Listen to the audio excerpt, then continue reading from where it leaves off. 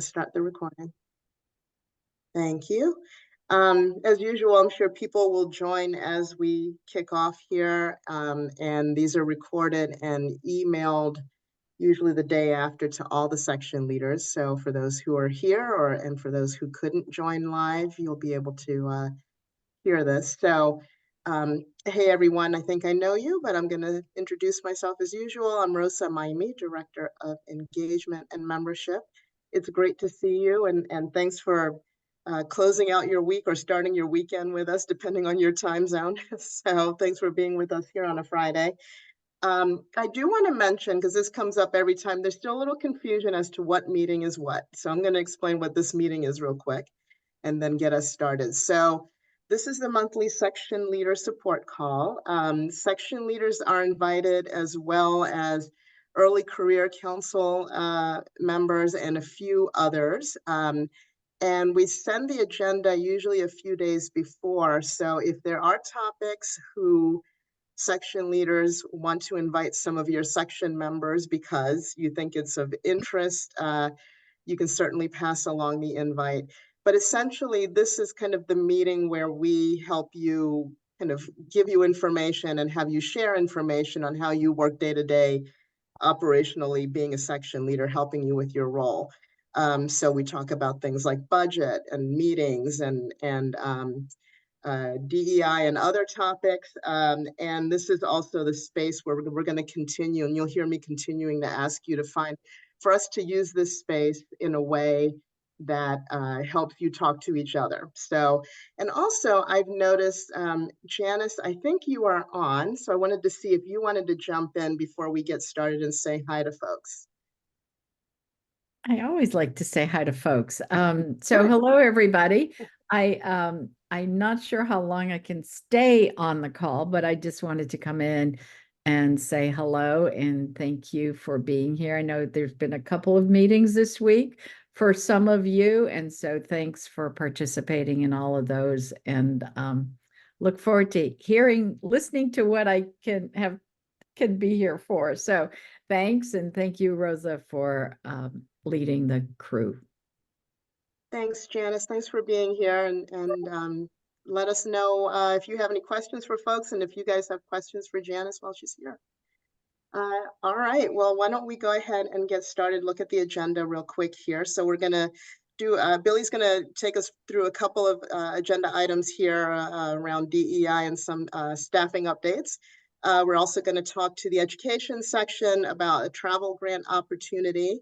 Then we're gonna talk a little bit about AGU 24 section event planning. This is the time of year where we kick off with you all and have one-on-one meetings with section leaders to help you plan your events for the upcoming annual meeting. So we wanted to kick that off here and then open mic. So with that, I think we go right to Billy. Yeah, thank you so much, Rosa. Hello, everybody. Great to be here. I think I know most of you. If I don't know you already, my name is Billy Williams. I serve as Executive Vice President for Ethics, Diversity, and Inclusion at AGU.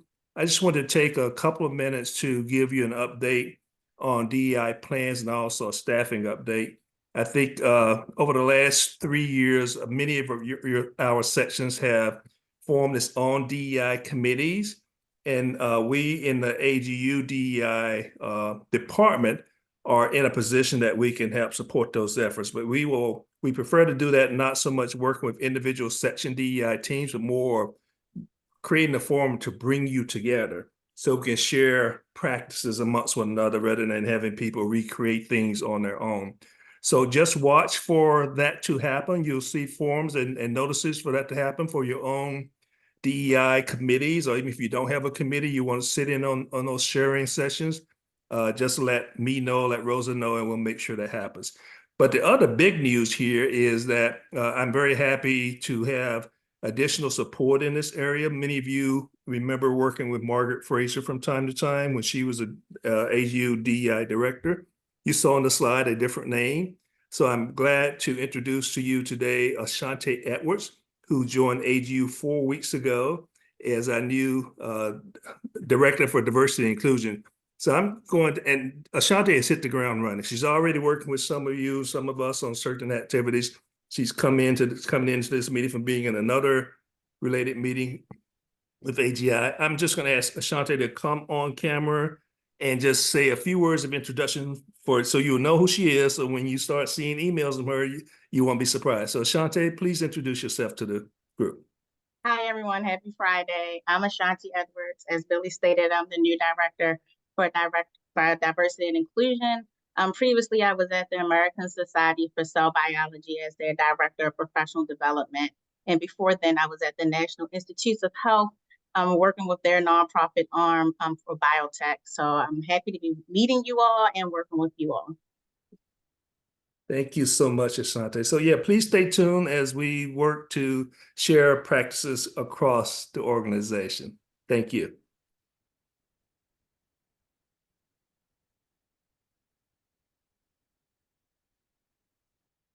Okay, and then I think Kristen and Kusali and Billy, you're going to tell us a little bit about a new opportunity here with travel grants. Yeah, thank you. Actually, if you don't mind, I'd like, you've already had Billy introduce, we all know Billy, and many of you know me. I'm the president of the education section, but Kusali took great effort to join us today, and I wanted to give her a chance to introduce herself. And so I don't know if you can make it where we could see each other so you can see her, and then we'll come back to this slide. Kusali has been just an instrument of change in our section, and the idea that I'm going to describe for you really originated with her. So I'd like, Kusali, could you introduce yourself? Sure. Thank you, Kristen. My name is Kusali Gamage. I'm a professor at Austin Community College. Currently, I am a Fulbright scholar in Sri Lanka. So I'm joining here with you from Sri Lanka at like 1 a.m. in the morning. So apologizes if I'm a little sleepy here, but I'm so excited about this travel grant that we received from the National Science Foundation. I also heard I'm probably one of the first people from a community college joining AGU in the leadership position. So I'm really excited, and I'm very thankful for Kristen and also Billy for working with us on this travel grant. Thank you. Thank you. Okay, I'll walk us through the slides, and really this is, I'm seeing this as an opportunity to share with the other section leaders an exciting opportunity. So while, we both Kusali and I are part of the education section, what I'm describing for you is not something exclusive to the education section by any means. It's a collaborative project between our section, and Billy was one of our collaborators as well, and it's an NSF funded. It was announced just a couple of weeks ago. Faculty travel grant. It's a pilot project, and I want to emphasize that, because what we're hoping is that we can learn from this project and the way that we've designed it and the way that we will collect information, so that in the future, hopefully starting the year after, this can grow into something longer and more sustainable. The goal is really to create a different and new avenue for broadening participation at the annual AGU meeting, and to think about broadening participation in a way that perhaps AGU has not put as much effort into in the past. And this is to think about diversity and inclusion in the sense of institutional diversity and inclusion. And I think there are a lot of benefits to that. So there are two main objectives to this funded project. The first one, in blue on the screen, is very functional, is getting people to the meeting who have not had perhaps the opportunities because of financial constraints of getting and being part of the AGU community. So we have received funds that will allow us to fund up to 50 early to mid-career geoscience faculty from under-resourced colleges and universities. And we're focusing on primarily undergraduate institutions. So these would be faculty teaching at 2- and 4-year colleges and universities, emerging research institutions, minority serving institutions, community colleges, 2 YCs are some examples of these. and help them pay for some of the expenses of AGU. We all know how expensive the annual meeting is, and we've been able to budget where we could assist them, the cohort that will be able to do this with $1,700 towards their expenses. The ERI is Emerging Research Institutions. MSI are Minority Serving Institutions. I hope that helped. The second objective is to recognize it's not just bringing people to a location, but really creating opportunities to participate and work with others and really become part of that community.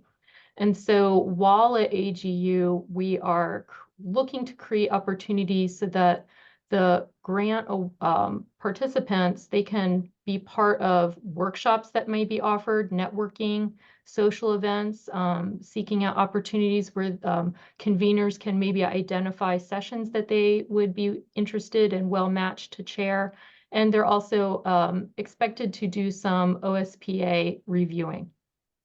So the ultimate outcome that we're looking for is to have this pilot project demonstrate that it can both enhance individual capacity as well as community capacity. And so that's some initial framing. If we could go to the next slide. I want to give you some motivation for this project. Like, why did we try to do this?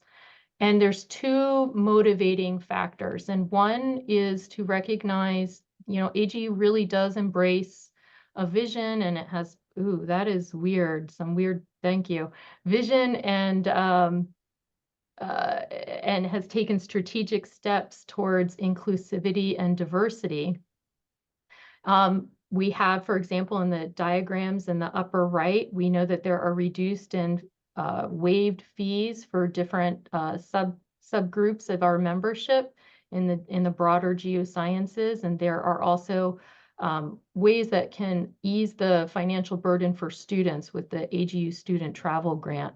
But there's also gaps, and to give you a sense of this, while at the present time, from our understanding, AGU does not collect institution categories. They just say you're part of academia.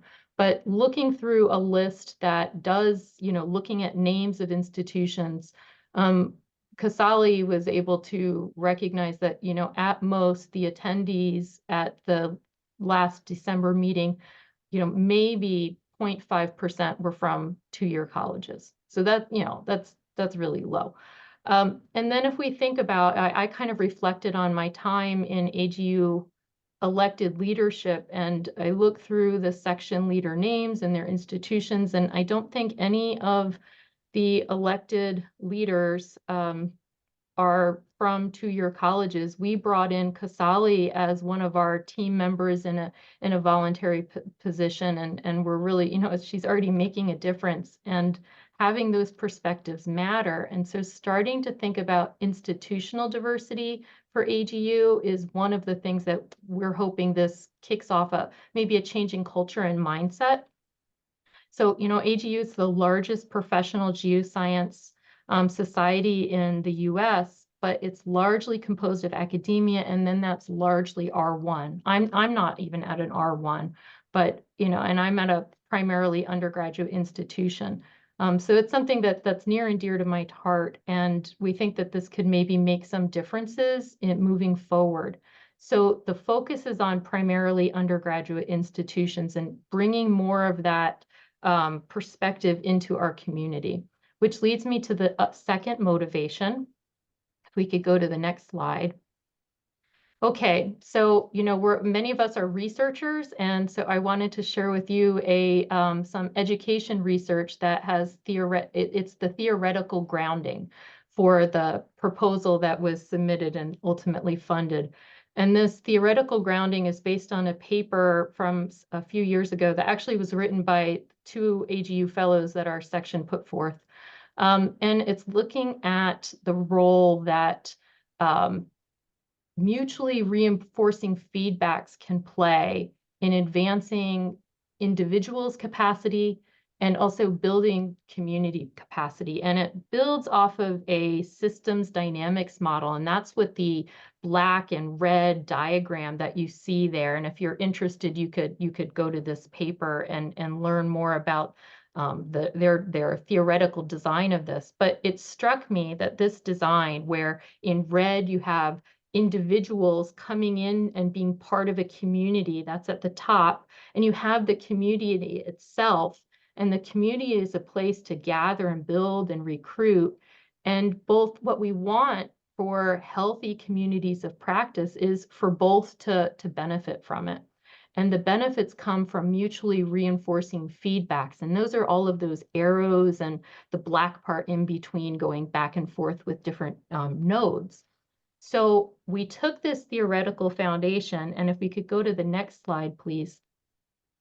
And we integrated our plan for this project. So all of the blue on this theoretical model are aspects of the project, different ways where we're trying to fold in how we've designed the steps over this year towards ultimately building towards that engagement during the in-person meeting. And we're also capitalizing, I think, then on existing infrastructure, like modeling the application process after the student travel grant process, for example. We're also building off of some existing models that other professional societies have used, such as AMS and GSA. And I think we're also building off of the potential here for growing stronger collaborations between AGU itself and sections. And this is then, I hope, something interesting to you all, because I'm also hoping it's an opportunity for other section involvement. And I'm going to speak to that real quick in a minute here. Next slide, please. Okay, so none of you all are applying for this, but I'm hoping you can help get the word out and help us in some other ways that I'll say in a minute. But I want you to understand who can apply for this. So early and middle career geoscience faculty, and geoscience, as broad as you can take that term, okay? They have to be at primarily undergraduate US institutions, so 2 or 4 year institutions. They need to have financial need to get to the meeting, all right, to participate. And this is all for in-person participation. And we're also wanting it to be where this is their first time attending as a faculty member, at least at their current role, right? So maybe they were able to attend as a student, but they do not have the financial means right now to be part of our community because many smaller, primarily undergraduate institutions, this is just not part. Travel budget is just not there. So how would people apply? So we'll have a link to the application portal available by June 1st. I'm hoping earlier. I think it can be done earlier because we almost have our application questions all ready to go. And that will probably run at least part way into July. We're not quite sure about our dates. And so what could we use from you? And if we could go to the last slide. Thanks. Okay, so opportunities and needs for, I hope this is interesting to you, and I hope you see that you could have a role as well. We really will benefit from advertising this as broadly as possible. And this is kind of different. We're trying to advertise outside of the AGU network is going to be more important than inside the network because we're trying to bring people to our community. So you may have your own ways and networks that you can advertise this with. The other thing is that we really need, and NSF was very interested in making sure this happened, that in the selection committee for the applicants for being part of this cohort, that we have representation across the geosciences. So if there are people in your sections that in section leadership that can take some time and review applications, this matters. And if you are, as you're thinking about your events and your programs for the fall meeting, think about how people who might not have been coming to it, this might be something attractive to them to maybe let us know, and then we can help let them know that there are certain workshops. Faculty that teach at primarily undergraduate institutions have disciplinary expertise, just like all of us do. And while they may be primarily educators, they are also researchers in many cases, and they might be oceanographers or geophysicists, but they have a role and they have a place in our community. So there's a QR code on the screen. That QR code takes you to a website that our section put together as at least a landing place for right now, with some of the same information I shared with you, and we'll also make sure the link to the application is there. And that's all. Thank you for listening. And if there's time, Casali and I and Billy are happy to answer questions if we can. Thanks so much, Kristen. This is so great. You're getting some kudos in the chat. Oh, great. Thank you, guys. Yeah. Any questions for Kristen and Casali and Billy?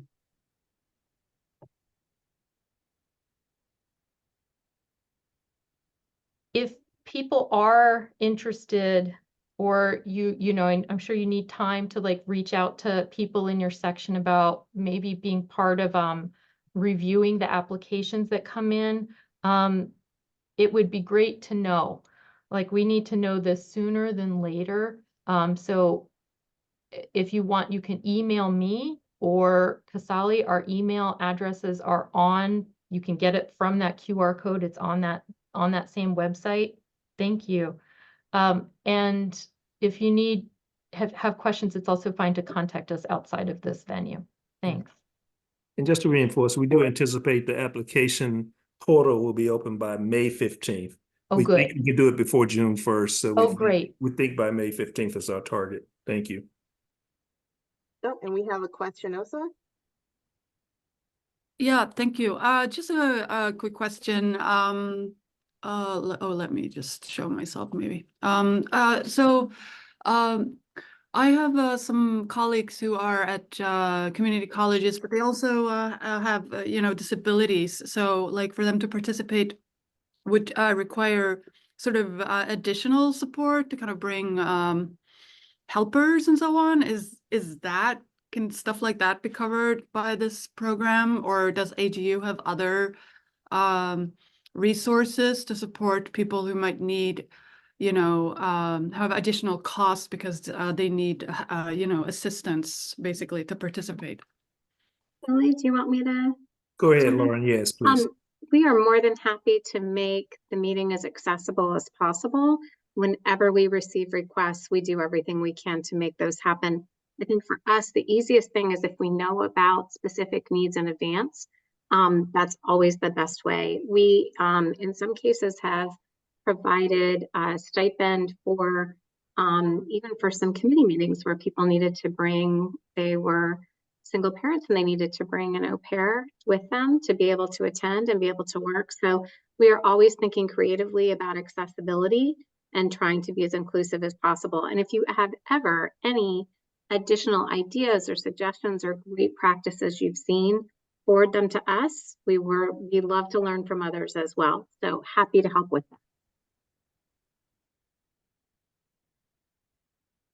Great, thank you so much. I'm sure we'll hear more about this, and please come back to the monthly meeting. Let us know how it's going and what you need.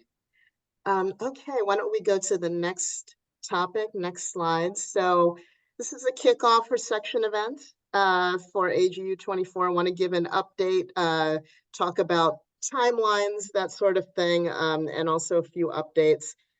Suzanne from the meetings team and myself are going to go through a few things, and a few other folks may jump in. But at all AGU meetings and events, we strive to provide a safe and welcoming environment, and we support the opportunity for sections to gather for networking, to grow the sense of community, to recognize colleagues. So this is kind of what gets us there. So why don't we go to the next slide here? And we want to talk a little bit about AGU 23 and give a little bit of background. Talk about goals for AGU 24 with the section receptions in particular and section events, and also talk about what we're doing with section receptions that's new and maybe not new. So I'm going to hand it over to Suzanne to talk a little bit about AGU 23. I will say you see some notes here there, costs are increasing, attendance is increasing, which is a good thing. But there's some things in the, I guess in the industry now here that maybe Suzanne can kind of let us know about and kind of how that kind of connects to what happened with AGU 23 and the costs there. So Suzanne, I'll send it over to you. Yeah, thank you, Rosa. Hi, everyone. I'm Suzanne Davison, Director of Meetings. And I just wanted to, talk about the costs from AGU 23. We are hearing, from our members, and we understand that, that members are asking more about transparency of costs for their programs, for the meeting overall. And we will be meeting with the meetings committee in the next coming week just to review the continuing increase of costs. As Rosa mentioned, the industry indicators are showing that they're not going to go away. They're going to be there. They're going to keep on increasing. And, we are working with our partners on how to, alleviate, reduce these costs. And we've been working internally as well as with all the various teams at AGU just to discuss, our concerns on the increases.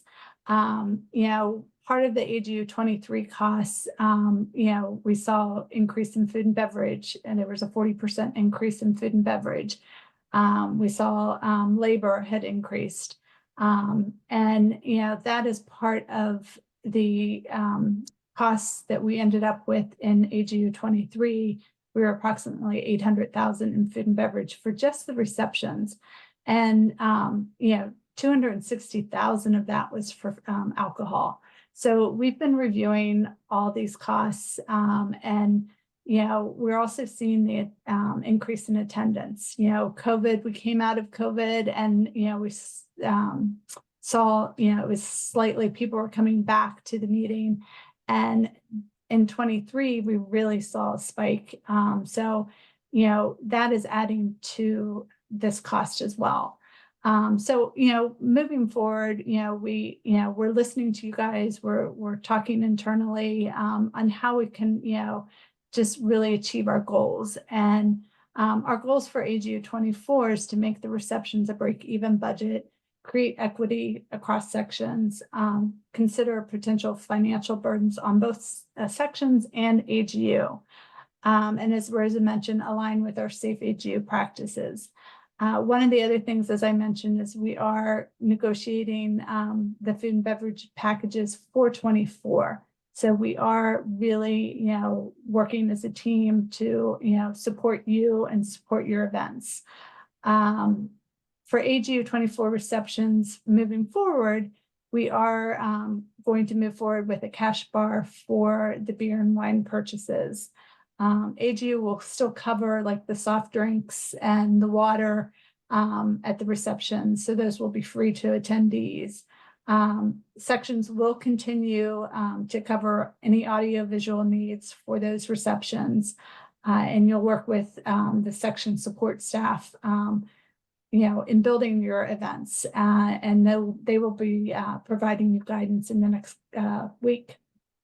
So, but overall, as I said, we really understand the importance of these events, and we're here to support you. So, please reach out to us. You've got a slew of people here to help you.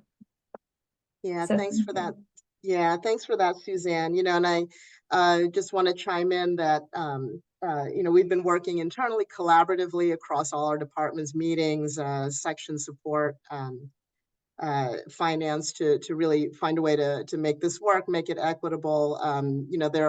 We work with you on your budgets and financials and know that, there are probably a handful, actually more than a handful of sections who would be able to self-support, a lot of these events. So we're trying to find ways to make it less of a financial burden for folks. So, and the main reason we want to also chat with you here is that there's kind of a tight timeline around the planning, right? There's kind of a domino effect. So we want to go through the time frame, but let's go to the next slide and then we'll take some questions. So next week, you'll be hearing from Josh McKee, who, as you know, is a section coordinator, and we'll be providing a few things. For those of you who've done this before, and I think most of you have, there is an event planning form that you all will fill out. And there's a planning guide that will go with that, a few pages long, so that you can understand what each of the events are, what's covered, who you can ask questions of, what the resources are. And then there's another special section event submission form. Why don't we go to the next slide? And Josh, I would ask, because Josh is going to help you manage to this time frame, if you might go through this for folks, and then we will get some questions answered from you guys. Okay, so as Rosa mentioned, we will be releasing the resources for AGU 24 section event planning shortly. This will include the section event submission form, and the sections need to have responses to us no later than May 31st. Then on July 29th, we will need your lists for members who you are offering free registrations and free event tickets. To do this, you will need to indicate on the section event submission form that you would like to offer these. Then I'll send out a template for you to list the information on. The template will also include who you would like to invite to your executive committee meetings. And then once we have your event locations assigned, I will reach out to sections that have indicated in their forms that their events require either food and beverage or AV. When I reach out to you, I will include menus and AV estimated pricing, and then you will need to provide me with your finalized requirements by August 14th. And then in the fall, I will be sending out RSVPs for the executive committee meetings. All RSVPs are due back by November 1st. And then AGU has to provide all food and beverage guarantees to our meeting vendor by November 8th. So we will not be able to make any changes after that. And then I also wanted to let you know to feel free to reach out to me. I'll drop my email address in the chat shortly. If you'd like to set up a one-on-one with your section planning team and with the section support team, and I can get those all set up. And as always, feel free to reach out to me at any point if you have any questions. Thanks, Josh. We appreciate that. We have a few stream of comments here in the chat before we go to Steve about AV costs. I'm wondering if Lauren, you want to speak to that. Sure, I'd be happy to talk to it. We do negotiate the lowest. Essentially, AGU has huge buying power for meetings and for AV. So unfortunately, what you're seeing is actually a really good price point compared to other meetings and other associations. We are always pushing on that though. And so if cost is a barrier to what you are able to do, please reach out and let's see if we can talk about, you know, a different way. When you say we're not using AV, I'm not sure if it's that you're not using hybrid or you're not using a projector or like, you know, there's a lot that goes into that. So I'm more than happy to have a conversation about what might work. We try to subsidize the equipment whenever possible by putting events into rooms where that equipment already exists. We may have to charge for labor, and the labor has actually gone up significantly. Oh, thank you. Not using data projectors. Okay, thank you. But maybe we can have a further conversation about that and kind of talk about other ways. More than happy to. I hate to say, but it is a great price. I mean, comparatively, it actually is a very strong price. And it is kind of really the cost of doing business for meetings right now. So we will keep pushing on it, but please reach out. Let's talk about it. Thanks, Lauren. Stephen, you've got your hand up. Yeah, I mean, the GPE business meeting has traditionally been a defining event, a community building event for the section. And yes, it was very, very well attended last year. And people commented broadly on what a great event it was. And so I think that, you know, to some extent, the size isn't the problem. It's a reflection of the things going well. The AV costs are swingingly expensive. I mean, we'd happily bring our own laptops. We don't need help. Just give us a microphone and a boom box and for amplification, and that's all we need. I mean, we could almost bring our own equipment for nothing if you'll let us. Requiring us to use AGU on-site venues drives up the cost. We know that if you price events outside of AGU, they're cheaper than doing them through the hotels that AGU uses. The cash bar, we know that the costs of using these facilities within AGU drives up the cost of the alcohol considerably. And finally, something that's really hurt GPE is that we've had a company that's traditionally been very pleased to sponsor the business meeting because it's good visibility for the company, and they like the idea of everybody having a good time on them. And we've been told, my understanding is, we've been told we are not allowed to use sponsorship at the business meetings. So it seems to me that AGU is just creating more and more barriers to what is traditionally been an important defining community building event for the sections. Thank you for that. Let's Allison, and then we've got, I think, John in the chat. Why don't we kind of keep going with the comments here? I just wanted to, one thing, maybe I missed this, but you know, last year there was a switch of changing for paying for tickets to having the tickets be free, and people just had to register for them. So I'm wondering, is that still the plan? Or can you talk a little bit about how that worked out in terms of planning and what that meant for food and beverage? Thanks. Yeah, I can help you. I can, Okay, I don't go know, ahead. Rose, if you wanted, overall, I think the, what we did last year with the no tickets, worked really well. You know, we did require, RSVPs so that we can, have our final guarantees for the catering. That helps us, you know, guide, you know, how much food we're going to have at each, section event, because they're all different sizes. So, you know, the challenge too last year was, you know, we kept getting, you know, adding more and increasing. And that's where I was saying, like, we were seeing a high volume of, you know, people returning back to these receptions. But it did help us in planning for the space as well as the food and beverage. Okay, so the plan is to continue that same, that's going to stay the same. Yeah. Is that correct? That's right. That's Okay, right. thank you. Yeah.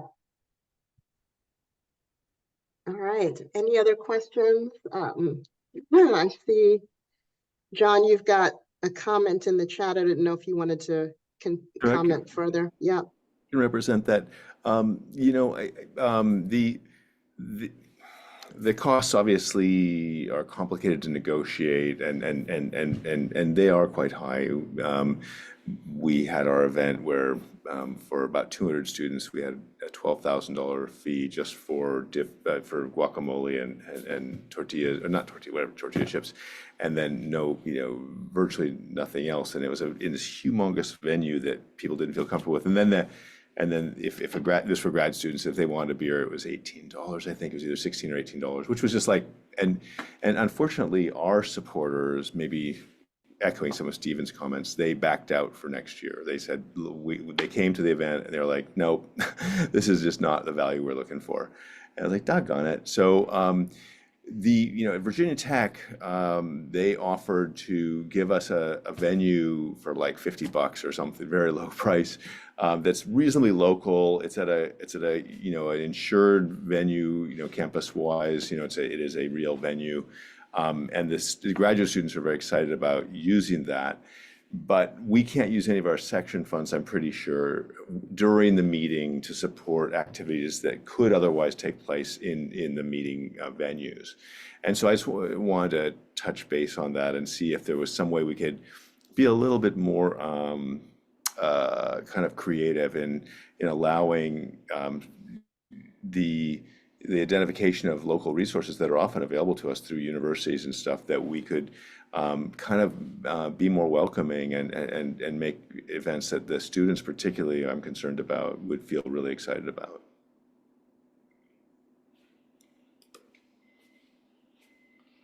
I don't know, Lauren, if you wanted to take that one on. Yeah, I can absolutely comment. I mean, and again, I think there's a bigger conversation that needs to be had. I don't know that we'll solve it today, but I think we are happy to have a bigger conversation about it. I know there's this kind of, well, the AGU facilities are really expensive and it's so much cheaper if we go off and do it on our own. We have food and beverage minimums and we try to negotiate best pricing. We understand that convention centers and hotels, for the scale of the event that we're producing with all of you, means that, you know, prices are high if you are in a convention center or you are in a hotel. And also if you are in a restaurant, if you go out to DC right now and order a beer or a glass of wine, you're going to pay $16. You're going to pay $15 for that. There's also insurance and liability. We haven't had an offsite AGU activity in a bar since 2019. And some of that was those changes, because we used to kind of allow section events to find, you know, bars all over the city, and we would work to support that. Coming off into a place where we were trying to create a safer and more welcoming environment, we did ask that we not do offsite events at bars anymore. And there were some real reasons attached to Safe AGU why we did that, and a history of risky behavior and a history of people who were actually harmed at some of these events. So I think what our goal always is a safe, effective event at a price point that is not going to be a barrier. So I think there's plenty of opportunity for us to have a discussion around it. And I think from our perspective, I really do and take to heart the comments this week on kind of a lack of understanding that we have not created an understanding around how meetings are priced and what actually goes into those registration fees. So we are going to do a better job with that. That's something that the meetings committee is very committed to. The leadership of the organization is very committed to. All of us are. I would just say Billy or Janice, Mary, if anyone would like to comment further. So I'm happy. Am I muted? I never know. Okay, I'm not muted. I just want to underscore what Lauren said.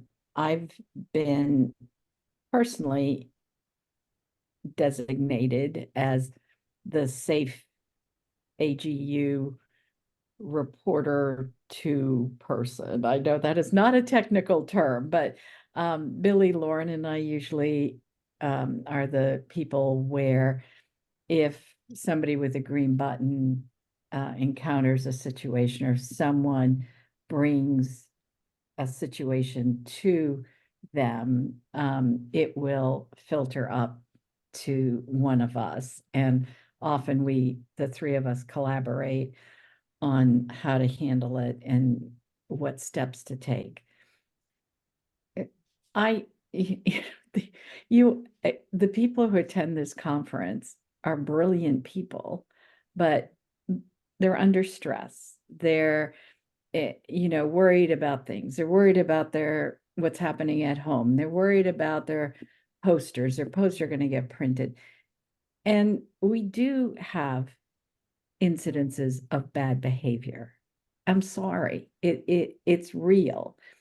And that was a large part of why the beer break is now coffee break, because people were abusive to the folks in the poster hall and to each other. And, I get it. I've been to 8 Democratic conventions. People let loose, and that's just part of the thing. But if you're off site, we can't help you. We can't help the people who are there. We can't be there for someone who finds themselves in a difficult position.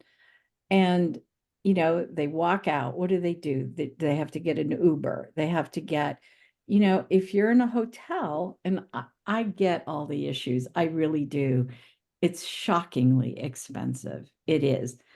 But if you have an uncomfortable situation in a hotel conference room, you can walk out and go to the next one and still have a nice evening, but you've gotten yourself out of a bad situation. And you know, I hate to, this is not your problem. You know, it's just part of the community. It's part of going to a convention. It's not just scientists. It's not just AGU. It's everywhere. But I think we have to be realistic about how much support we can provide if we're pulling people all around the metropolitan area. So I just think that's something for everybody to think about as you make these decisions. And please, you know, Lauren's been very generous about offering her time. She's incredibly creative.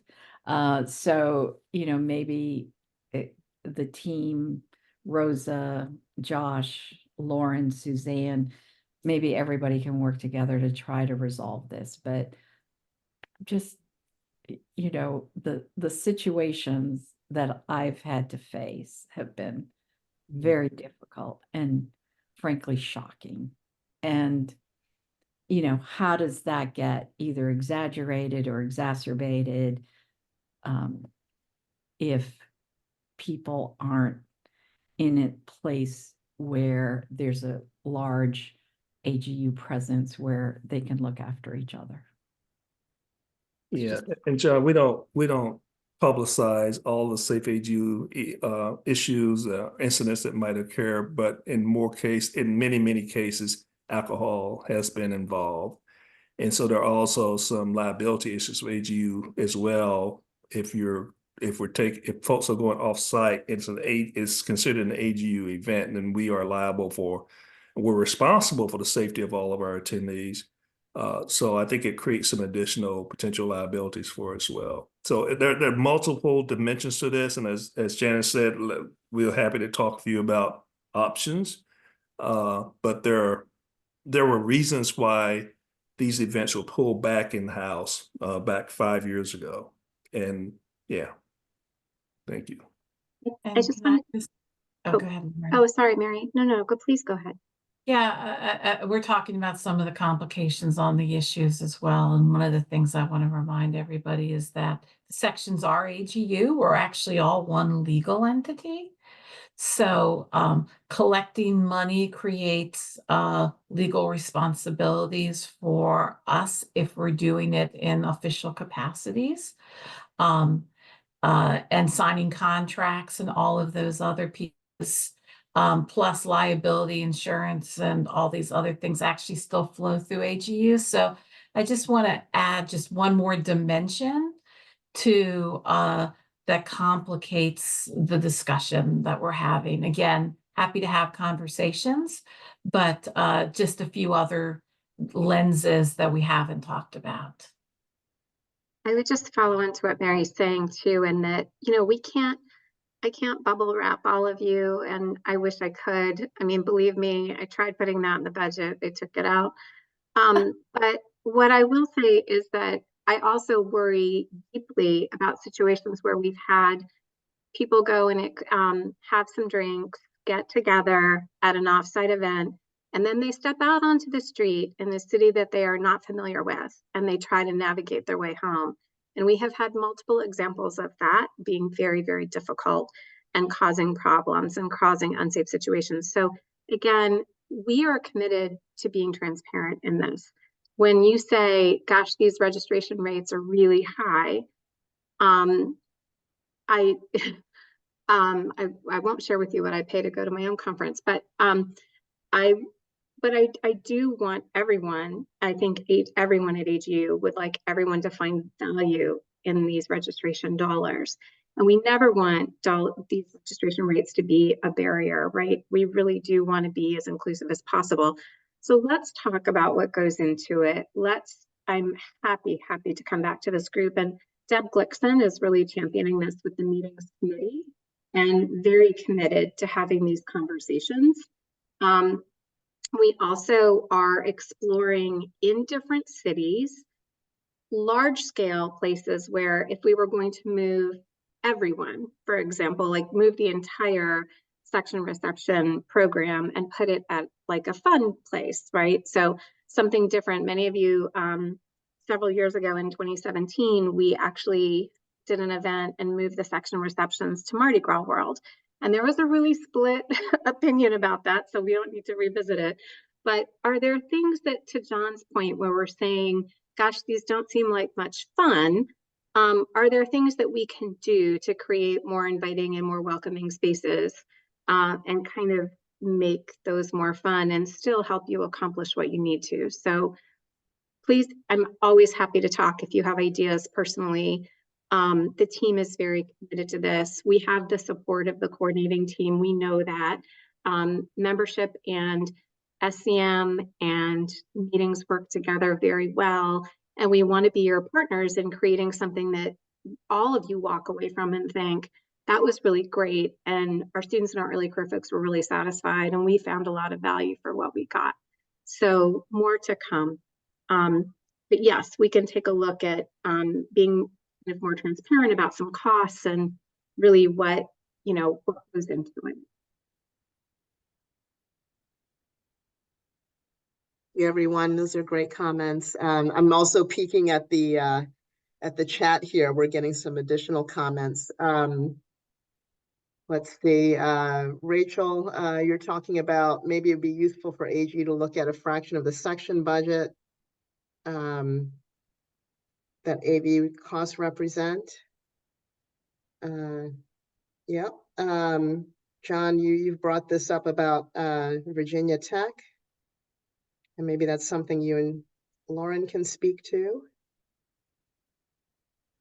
Yeah, I don't know the agreement, John, so let's follow up off of this and we can kind of take a look at what, I don't know what the agreement is, so happy to talk.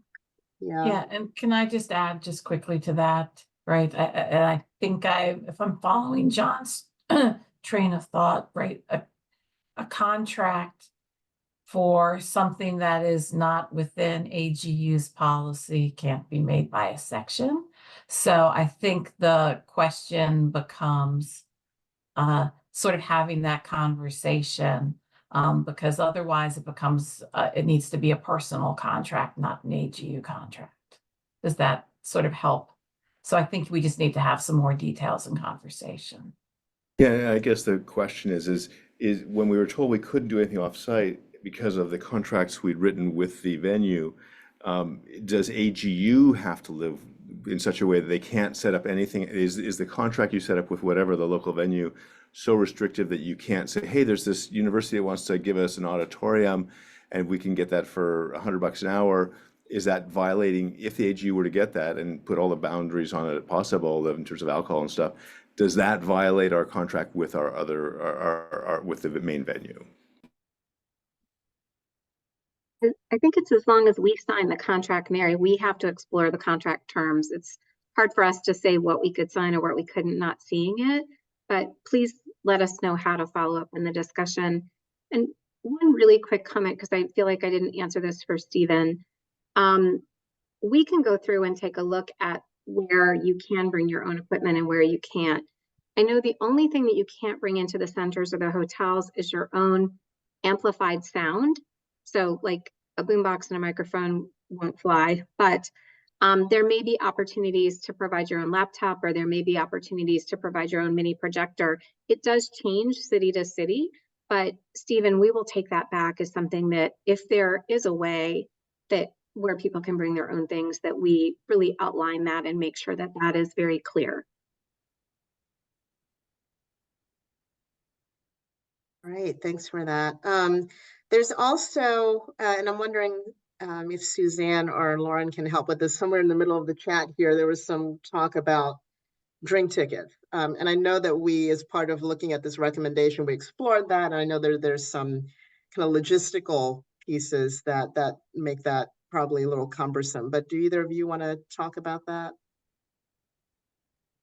Yeah, so I think we decided not to do drink tickets because it is a logistical challenge, and if you've all seen how everybody comes to the section receptions, they're all rushing to get to the room, and it's it requires staff to be able to hand out the tickets, and it's also the number of we've run out of tickets, that's another, like, well, I didn't get a ticket.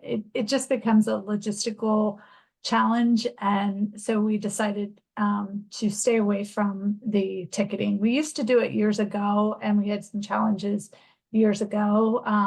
And we want this to be a good experience for everybody. So we're just trying to keep it, by going the route of the cash bar. The other issue with drink tickets is underage serving. I know that we have, about 1,000 undergrads who attend the meeting. So it's a percentage, a smaller problem, but it is something that we are liable for, and it is something that we want to make sure that we're following those city rules about providing IDs and providing proof of that you're over 21. But we're always willing to think creatively about it. So we can definitely take that back and explore it.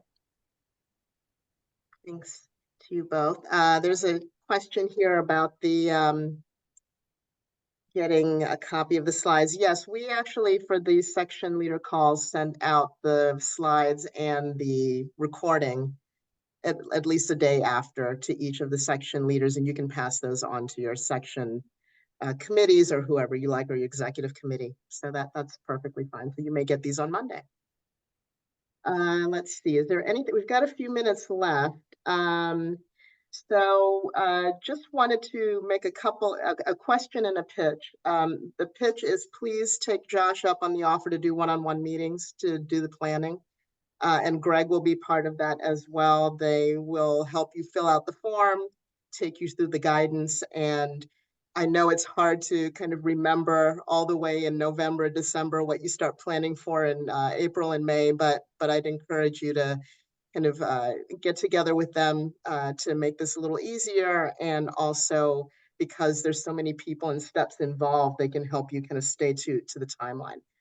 The other thing, as I usually do, if you have topics you would like to see in these monthly meetings, please get in touch with me. I would say about 80% of the topics that end up on these agendas are from you all. So please continue to let me know what you'd like to hear about. And with that, I will see you in the next few minutes if there are any final quick questions or comments. I have a quick question. Yes. Was there, I might have missed it, were financial statements sent out in March and I just missed it? No, you didn't miss it. And I'm going to ask Mary to help me with this, but my understanding is until an audit happens, and I don't know the timing, that's when you'll get your next set of financials. But what's the timing, Mary? So the auditors are currently doing field work, so they should be done in the next 3 to 4 weeks. It's hard to know about planning for next year if we don't have a good sense of our money from the end of 23. You know that. Yeah. But we will certainly let you know when they're ready, and you'll get a notification as usual from Josh where those are posted, so you can all get a look at them. All right. Anything else, anyone? With that, have a great weekend. We look forward to seeing you next month and probably before for many of you. And please get back in touch with any questions. See you soon. Thank you. Bye.